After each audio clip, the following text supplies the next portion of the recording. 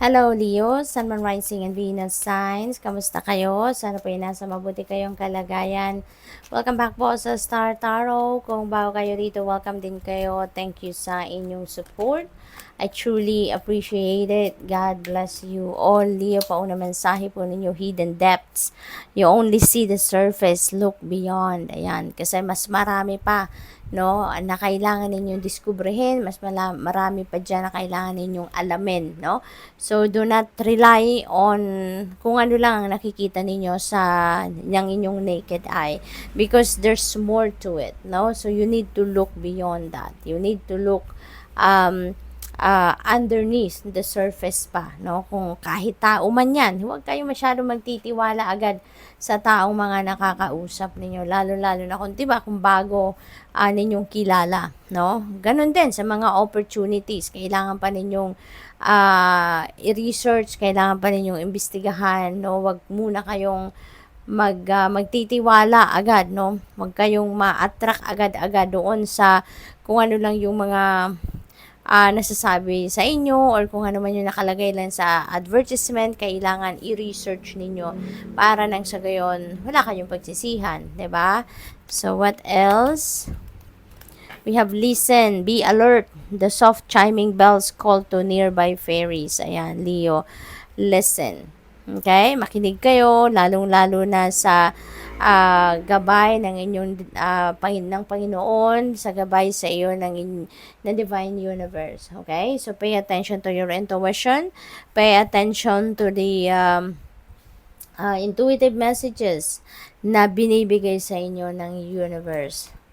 We have present, journey into the garden to escape the two eternities, the past and the future. Alright? So, kailangan maging tayo, presente tayo. Okay? Sa here and now. Kung baga, wag tayong masyadong magpo-focus na sa nakaraan, because that's already beyond our control. At saka wala na, no? Wala na tayong power over that. Tapos na yun eh. Kaya doon na tayo sa kung ano ang meron sa ngayon. Kahit din yung future, di ba? Kung masyado tayong magpaplano about the future, parang nonsense din. Di ba? Kasi we don't even know exactly kung ano ang dadating. Kung anong what's in store for us. Hindi ba? Kaya yung pinaka-practical at pinaka-best na gawin natin is yung mag-focus tayo sa ngayon. Anong magagawa natin sa ngayon? Ano ang gagawin natin para maging maayos natin yung mga bagay-bagay sa buhay natin sa ngayon. We have discover, look at the early dewdrops before they disappear with the morning sun. Ayan, so may so feeling ko dito mga opportunities ito na siguro nandiyan dyan sa inyong harapan that you need to discover, no, before it slips away from you. Bigyan na ninyo ng pansin. Okay? Habang nandiyan dyan, habang may kumakatok na oportunidad, look at it.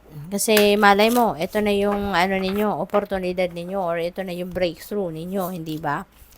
We have unicorn. Indulge your creative, imaginative, and magical side through some form of artistic expression. Ayan. So, siguro, buhos din sa inyo sa ngayon yung mga artistic ninyo, yung mga artistry ninyo, yung creativity ninyo, maaaring ganun. So, sabi rito, ninyo yan, i-express ninyo, 'di ba? Through artistic expression. Sa pananalita, siguro baka makata kayo, may mga ganon, or baka nagsusulat kayo, 'di ba? Susulat ng kanta, ng tula, 'di ba? May mga ganon, or any form, no? Any form of artistic expression. Ayan, dumikit. Ladybug, this is the time of good fortune and abundance. Wow, Leo, i-align mo na yung sarili mo rito. I-align mo na yung energies mo rito sa good fortune and abundance na to, so that yun ang mahatak mo, no, sa buhay mo. So, be willing to receive all the good things in your life. Wow. Yan, isipin ninyo na you deserve all the goodness, you deserve all the good fortune and abundance, no, of the universe. Kaya, i-align mo na yung sarili, yung thoughts ninyo, feelings, emotions, sa swerteng ito, no, para ito yung mangyari sa buhay ninyo. We have Spider. Trust the creative spark you're feeling and express it through writing stories that inspire and enlighten. Wow. Meron din, ganun din sinasabi ni Unicorn, hindi ba? Si Spider, ganun din. So, siguro talaga kayo, very artistic kayo, Leo. So, siguro very creative din. You really have that very creative ideas as well. So, what else? Rattlesnake. The experiences that you're presently going through are an initiation into fulfilling your purpose as a healer. Ayan. So, baka hindi pa alam ng iba sa inyo, no, Leo, that you are a healer. Ayan. So, kaya siguro nagtataka kayo, merong mga nangyayari sa buhay ninyo sa ngayon na hindi ninyo masyadong maintindihan, hindi ba? May mga challenges na nangyayari siguro na maaaring sinasabi ninyo sa sarili ninyo, bakit kaya nangyayari ito sa akin? Bakit ako? Bakit sa akin? Bakit ngayon? Yung parang siguro marami kayong whys, no? Maraming bakit sa isip ninyo.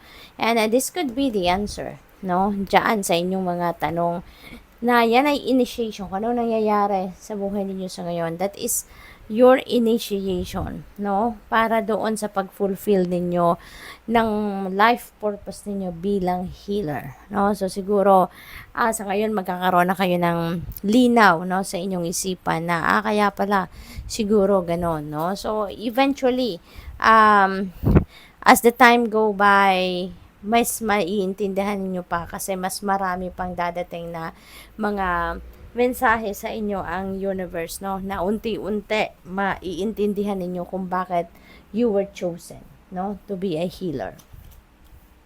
We have Falcon. Act on the opportunity that's before you and commit to it without equivocation. Ayan. So, merong mga oportunidad dito na nandito sa inyong harapan, no? So, take advantage of that. Pay attention to it at bigyan ninyo ng oras, panahon, attention. Dahil baka ito na, no? Yung breakthrough niyo, baka ito na yung sagot sa inyong mga dasal, no? So, good luck sa'yo.